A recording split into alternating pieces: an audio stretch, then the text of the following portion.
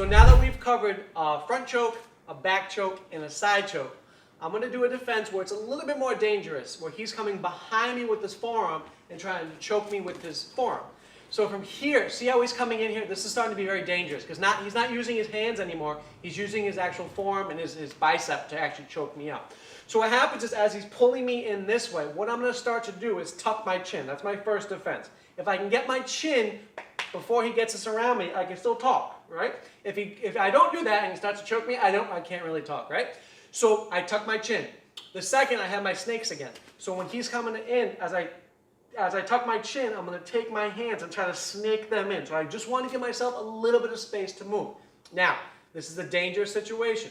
I only have 4 or 5 seconds to defend myself, so I need to start doing this quickly.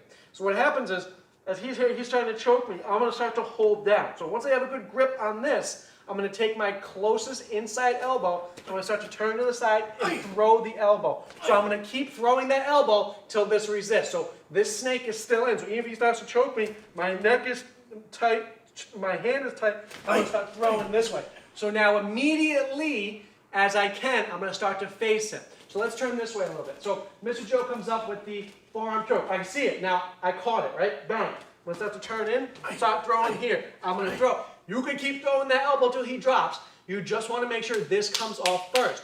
In any situation where there's a choke, I need to address the choke first and get that off me. So I'm going to start throwing. If I'm nasty, I can do an uppercut here, but we're not going to do that right now.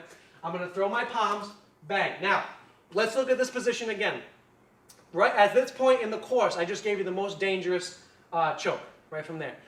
I'm now in the same position we were in every other defense. And this is why I'm saying, don't memorize this. You want to flow. It takes repetition, but that's how you defend yourself. If I have to recall, well, Sensei Mark said do an elbow, then a front kick, then it's not going to work, right?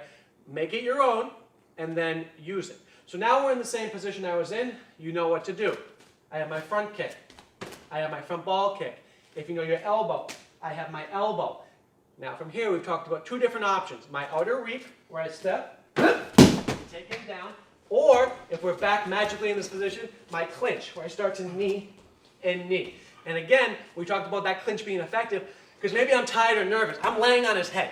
Right? I don't know what to do, I forgot everything, but I'm putting all my body weight on his head. Wherever the head goes, the body follows. So, especially if this is a bigger dude or adversary, I'm just holding him down. Okay, Sensei Mark said knee. Bang. There's my knee. All right? So let's go over that one more time. I'm going to give you just a little bit of a different defense where I'm actually throwing him over me. Now, the reason I'm showing you this is because, we're doing a self-defense course, but martial arts can be a lifestyle. It's for me, definitely for Sensei Joe, just as much training as I do, just a little bit more gray hair. So I want to show you that, as you learn more skills, you can incorporate different things. So, you're doing this course, this is a great start, but you can also level up and get even better. So let's take it from this angle. So Mr. Joe is doing his choke, right? So I've trained a little bit in the martial arts. I know what's kind of going on. I'm starting to do my thing.